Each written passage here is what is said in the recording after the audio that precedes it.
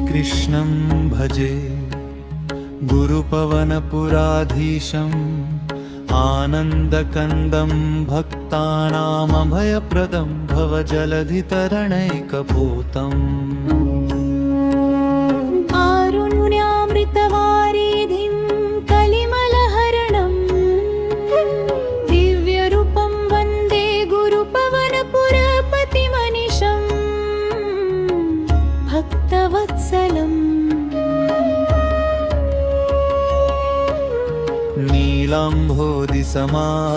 नीलाम्भोधिसमानकान्तिमनिशम्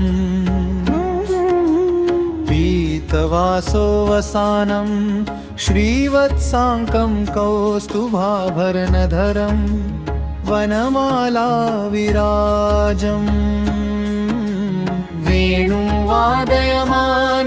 वेणुवादयमानमिन्दुवदनं गोपिकाचित्तचोरं वन्दे गुरुपवनपुरपतिमनिशं भक्तवत्सलम् वन्दे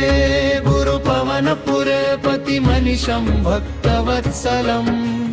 वन्दे गुरुपवनपुरपतिमनिशं भक्तवत्सलम् भक्तानां हृदयेशं भवभयहरणम्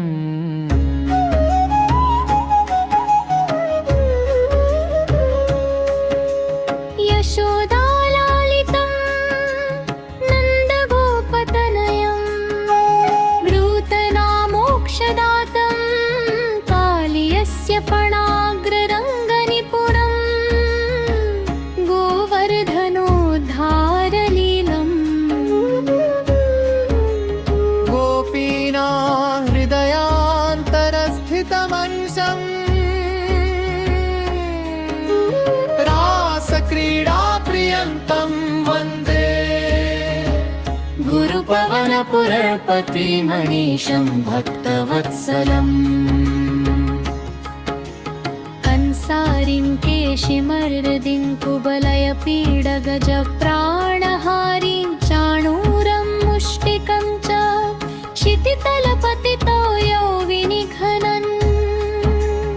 उग्रसेनं नृपन्तं पुनरभिषिच्य धर्मसंस्थापकं वन्दन्नं वन्दे गुरुपवनपुरपतिमनिशं भक्तवत्सलम् वन्दे गुरुपवनपुरपतिमनिशं भक्तवत्सलम् वन्दे गुरुपवनपुरपतिमनिशं भक्तवत्सलम् भक्तानां हृदयेशं भवभयहरणम्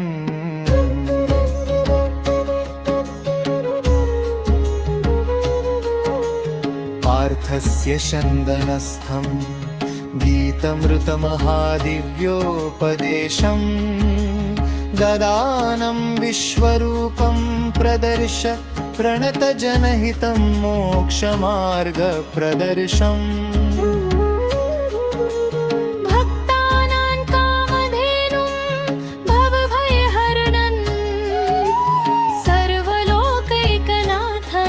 वन्दे गुरुपवनपुरपतिमनिशं भक्तवत्सलम् आह्लादस्याभयं तं गजराजपरित्राणदक्षं दयालुं द्रौपद्याः रक्षणार्थं क्षणमपि न विलम्बं विधत्ते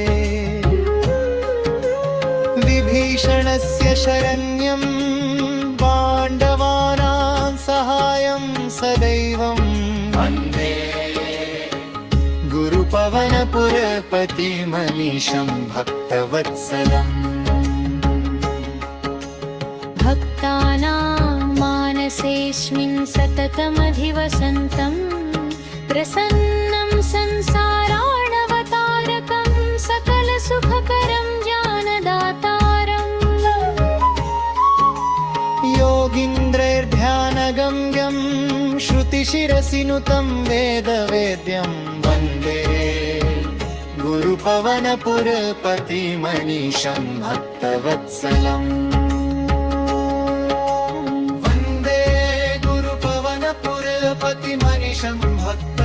भक्तवत्सलम् वन्दे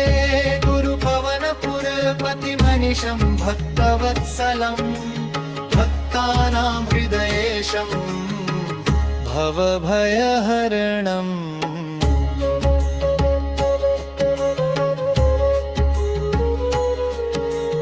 यत्पठे भक्तिभावात् गुरुवायुर्नाथस्य चाष्टकम् पुण्यं सर्वान् कामानवाप्य प्रभुपदकमलम् पानुयादन्तकाले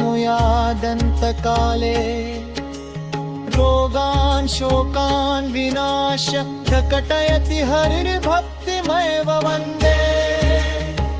गुरुपवनपुरपतिमनीशं भक्तवत्सलम् वन्दे गुरुपवनपुरपतिमनिशं भक्तवत्सलम् वन्दे गुरुपवनपुरपतिमनिशं भक्तवत्सलम् भक्तानां हृदयेशं भवभयहरणम्